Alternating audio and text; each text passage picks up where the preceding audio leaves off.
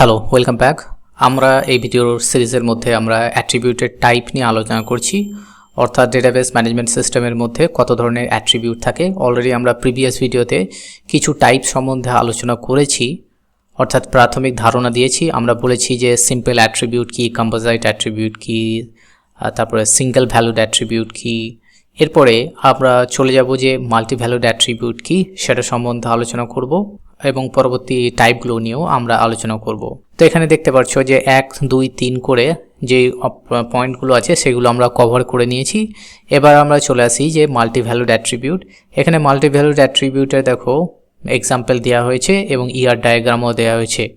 প্রথমে জেনে নিই যে মাল্টি ভ্যালুড অ্যাট্রিবিউট কাকে বলে। An attribute that can have more than one value for a particular entity, তখন তাকে আমরা মাল্টি ভ্যালুড অ্যাট্রিবিউট বলবো। যেমন স্টুডেন্টের যদি আমরা এক্সাম্পল দিই, এই যে স্টুডেন্ট এন্টিটির আমরা যদি বলি ফোন নাম্বার, তাহলে এই একটা স্টুডেন্টের ফোন নাম্বার অনেকগুলো হতে পারে।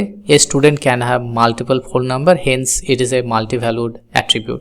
তাহলে একটা স্টুডেন্টের ফোন নাম্বার তার নিজস্ব ফোন নাম্বার হতে পারে, তার প্যারেন্টের নাম্বার হতে পারে, অর্থাৎ অ্যাক্সিডেন্টালি কোনো প্রবলেম হলে এমার্জেন্সি কার কাছে রিচ আউট করা হবে, তার জন্য একটা স্টুডেন্টের জন্য 2-3টে নাম্বার অ্যাড যদি করে রেখে দিতে চাই, তাহলে সেটা তার কন্ট্যাক্টের জন্য, এমার্জেন্সি হেল্পের জন্য কিন্তু আমাদের খুবই সুবিধা হবে।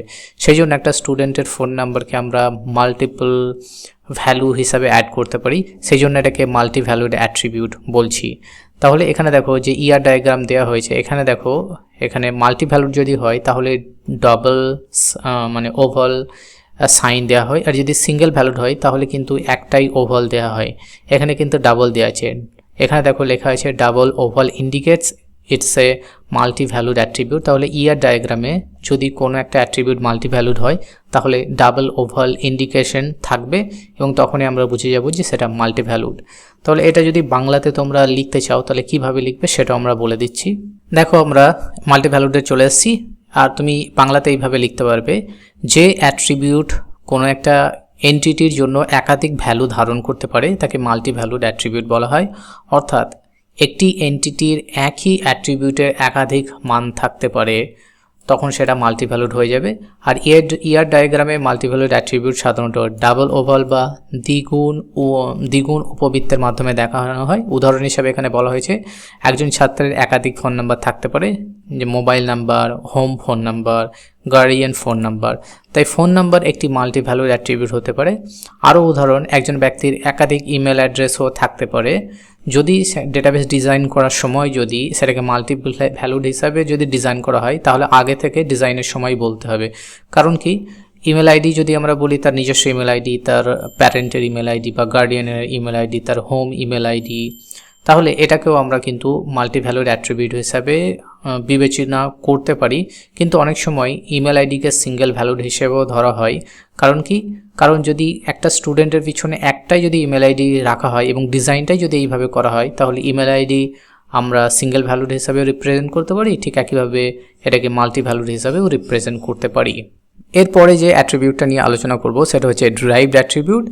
যেমন এখানে দেওয়া হয়েছে দেখো, an attribute whose value can be derived or calculated from other attribute, তো তখন তাকে আমরা ডিরাইভড অ্যাট্রিবিউট বলবো।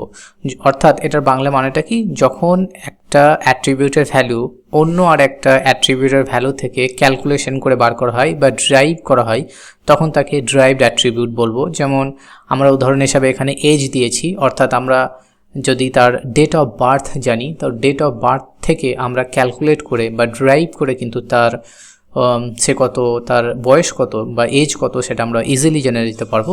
তাহলে আমরা এজকে বলবো ডিরাইভড অ্যাট্রিবিউট।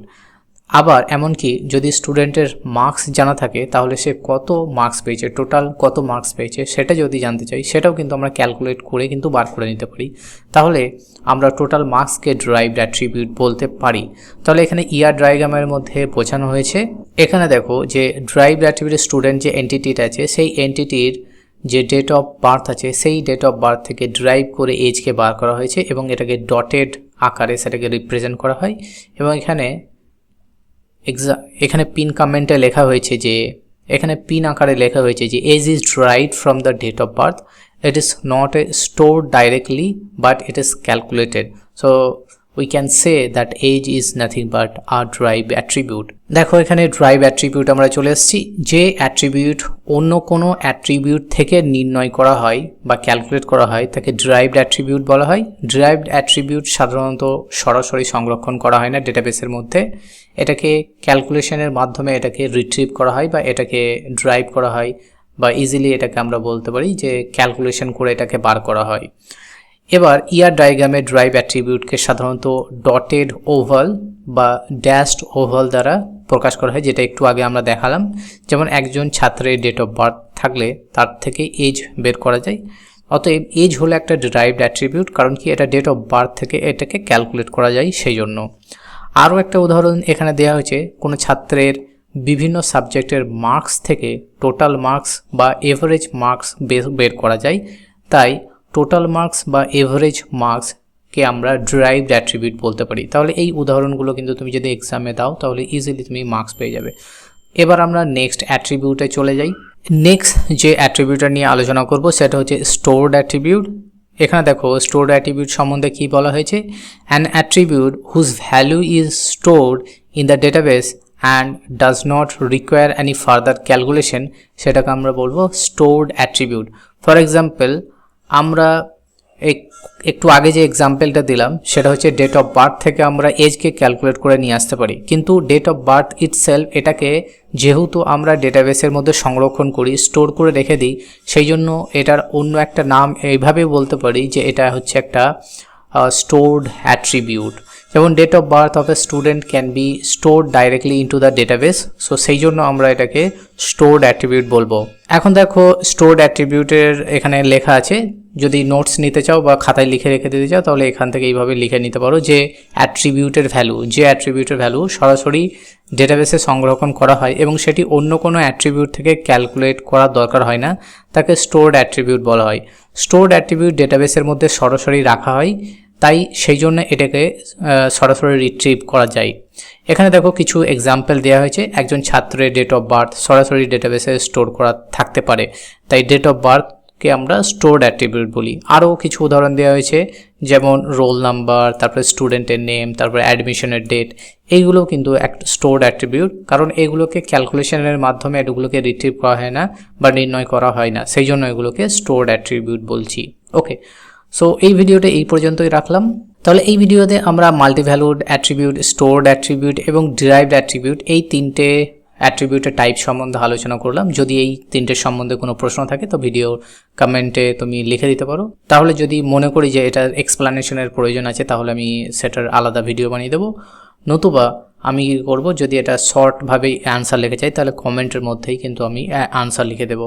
এবার নেক্সট ভিডিওতে আমরা কমপ্লেক্স অ্যাট্রিবিউট, কি অ্যাট্রিবিউট, নাল অ্যাট্রিবিউট, ডেসক্রিপটিভ অ্যাট্রিবিউট এই টাইপগুলো সম্বন্ধে আলোচনা করব এবং তাদের ইয়ার ডায়াগ্রামে সেগুলোকে কিভাবে লেখা হয়, কিভাবে ছবি আঁকা হয় সেগুলো কিন্তু আলোচনা করব। So thank you for watching this video, see you in the next one, till then take care, bye by.